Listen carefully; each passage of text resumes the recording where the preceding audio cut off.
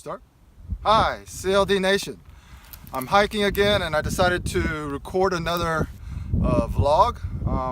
So today, let's see.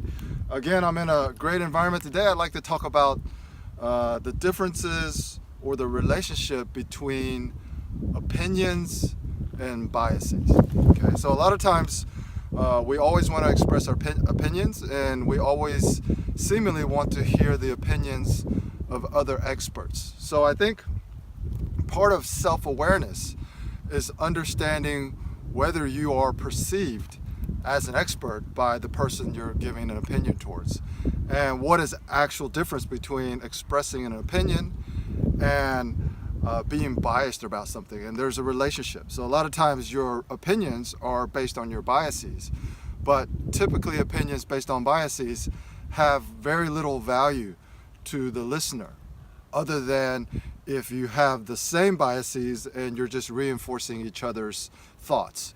So it's important to understand in context what is the source of biases, and basically if something that you are expressing an opinion about triggers an emotion, whether it's a positive emotion or supportive emotion, or especially if it's a negative emotion, you're strongly against something. And so the political discourse here in the United States between the left and the right, that would be a great example. So most of the pundits and most of the people who are actually providing seemingly critical analysis and their opinions, it's unfortunate that many of them are very obviously biased.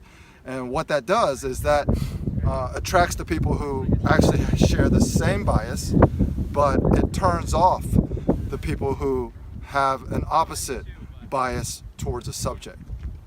So without really getting into the politics of things, when we are talking to other people in our day-to-day communications and negotiations, it's really important to understand whether others perceive us as biased in our opinion. And the way to do that is to be aware of what I am saying.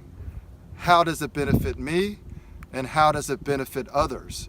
And is my attitude and mindset, am I striving for a win-win situation or a mutually beneficial situation when I express my opinion?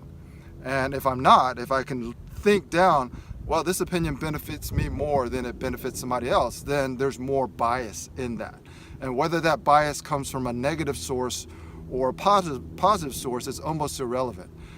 So it's important for us to be effective in our communication to understand whether the opinions we express are biased or not, and then what are the ways that we can articulate our opinions to appear less biased.